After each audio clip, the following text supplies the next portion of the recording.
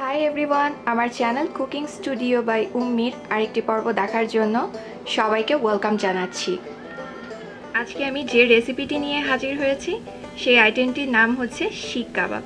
এই শিক কাবাবের জন্য আমি অনেক রিকোয়েস্ট পেয়েছি, আর যেহেতু সামনে ঈদ আসছে, সো আপনারা এটা ঘরে ট্রাই করতে পারেন। প্রথমেই আমি দেখিয়ে দিচ্ছি শিক কাবাবের জন্য মাংসটা আমি কিভাবে কেটেছি। হাড় ছাড়া আর চর্বি ছাড়া সলিড মাংস নিয়েছি, সেটাকে 2 থেকে 3 ইঞ্চি সমান লম্বা করে আর পাতলা করে কেটে নিতে হবে। এখানে আমি প্রায় হাফ কেজির মতো মাংস নিয়েছি। এবার একটা পেস্ট তৈরি করব। এর জন্য আমি এখানে হাফ কাপ পেঁয়াজের বেরেস্তা নিয়েছি আর 1 কাপের 3 ভাগের 1 ভাগ, তার মানে 1/3 কাপ টক দই নিয়েছি। এবার এই বেরেস্তা আর টক দই মিলিয়ে আমি একসাথে ব্লেন্ড করে নিব। এবার সেই ব্লেন্ড করা টক দই আর বেরেস্তার মিশ্রণটা দিয়ে দিচ্ছি। এখন দিয়ে দিচ্ছি 1 চা চামচ পরিমাণ ধনিয়ার গুঁড়া, 1 চা চামচ টালা জিরার গুঁড়া, আধা চা চামচ গরম মশলার গুঁড়া। গরম মশলার মধ্যে এখানে আছে দারচিনি, এলাচ, তেজপাতা আর লং। এগুলোকে জাস্ট হালকা তেলে ব্লেন্ডারে ব্লেন্ড করে নিয়েছি, সেখান থেকে আমি হাফ চা চামচ ব্যবহার করেছি। জয়ফল গুঁড়া 1 চা চামচের 3 ভাগের 1 ভাগ, জয়ত্রী গুঁড়া 1 চা চামচের 4 ভাগের 1 ভাগ, স্বাদমতো লবণ আর স্বাদমতো মরিচের গুঁড়া। গোলমরিচের গুঁড়া দিচ্ছি 1 চা চামচের 3 ভাগের 1 ভাগ, আদা বাটা 1 টেবিল চামচ, রসুন বাটা হাফ টেবিল চামচ, 3 টেবিল চামচ পরিমাণ কাঁচা পেঁপে বাটা। কাঁচা পেঁপেটা অবশ্যই খোসা সহ বেটে নিতে হবে। কাঁচা পেঁপে দিলে মাংসটা অনেক সফট হবে, প্লাস অনেক তাড়াতাড়ি কুক হবে। এটা মিট টেন্ডারাইজার হিসেবে কাজ করবে। প্রায় 3 টেবিল চামচ পরিমাণ সরিষার তেল দিচ্ছি। এবার সবকিছু হাত দিয়ে খুব ভালোভাবে মিক্স করে নিতে হবে। যদি শিক কাবাবের টেস্ট একেবারে হোটেলে যেভাবে শিক কাবাব বিক্রি করে সেরকম চান, তাহলে আমি যা যা দিয়েছি সব সেম টু সেম ফলো করতে হবে, কোনো কিছু বাদ দেওয়া যাবে না। এবার মশলা দিয়ে মাখানো এই মাংসটাকে ঢেকে ফ্রিজের নর্মাল চেম্বারে, যেখানে আমরা শাকসবজি রাখি, সেখানে 18 ঘন্টা থেকে 24 ঘন্টার মতো রেখে দিতে হবে। এতে করে মাংসটা আরও সফট হবে, প্লাস মশলা ভেতরে ভালোভাবে ঢুকবে আর টেস্ট ভালো আসবে। এর থেকে কম রাখলে কিন্তু আপনারা ভালো টেস্ট পাবেন না। সো আমি ফিরে আসছি 24 ঘন্টা পরে।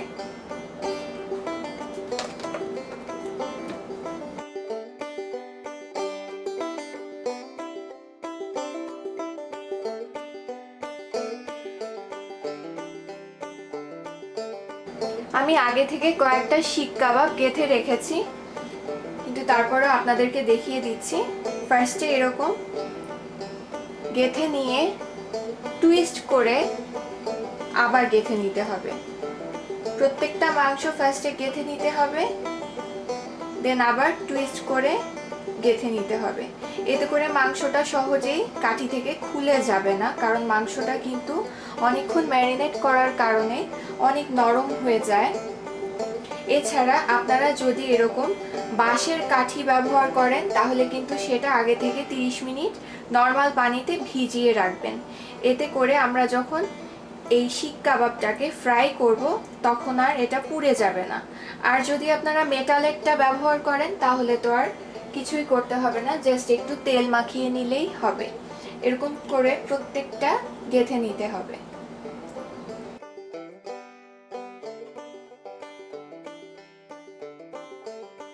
সবগুলো শিক কাবাব কাঠিতে গাঁথা হয়ে গেছে। এবার আমরা এটাকে তেলে ফ্রাই করব। আর এই অবশিষ্ট মশলাটা ফেলার দরকার নেই, এটাও আমরা কাজে লাগাবো। এবার একটা ফ্রাইং প্যানে 1 টেবিল চামচের মতো সরিষার তেল নিয়ে নিচ্ছি। খুবই সামান্য তেলে ফ্রাই করতে হবে, কারণ ম্যারিনেশনের সময় আমরা অলরেডি শিক কাবাবে তেল দিয়েই ম্যারিনেট করেছি।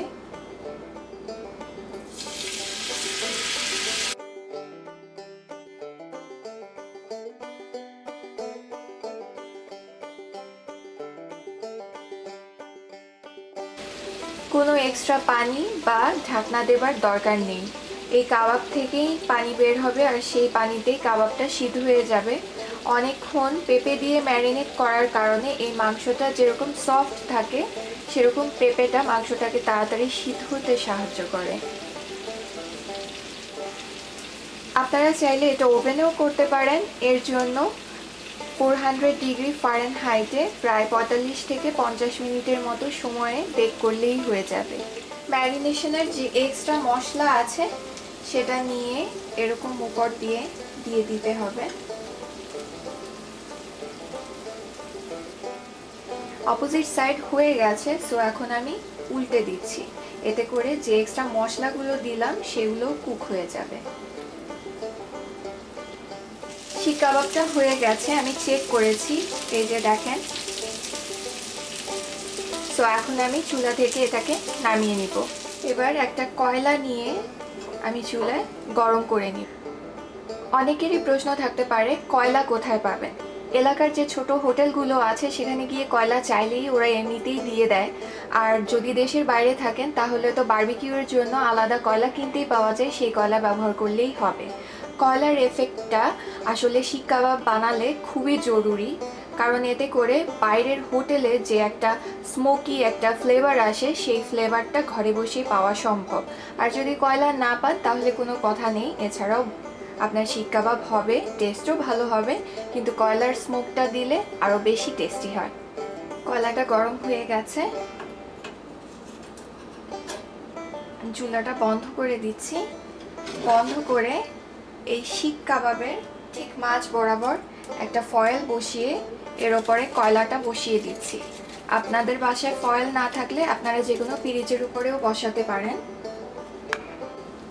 এবার ঠিক এই কয়লা বরাবর সামান্য একটু তেল ঢেলে দিব। তেল ঢেলে ঢাকনা দিয়ে ঢেকে দিব। এভাবে প্রায় 5 থেকে 6 মিনিট এই স্মোকের ভেতরেই আমি রাখবো। কোনো চুলা জ্বালানো যাবে না, চুলা জ্বালানো ছাড়াই ঢাকনা দিয়ে ঢেকে রেখে দিতে হবে। এরপরে শিক কাবাবটাকে কলাটা ফেলে দিয়ে সার্ভ করব। এখন যেটা করছি এই পার্টটা টোটালি অপশনাল। আমার এভাবে সাইডে সটেড ভেজিটেবল খেতে ভালো লাগে তাই আমি করছি, এটা আপনারা চাইলে স্কিপ করতে পারেন। আমি জাস্ট খুবই সামান্য তেল নিয়ে নিয়েছি, এর মধ্যে পছন্দ মতো বিভিন্ন ধরনের সবজি দিয়ে দিচ্ছি।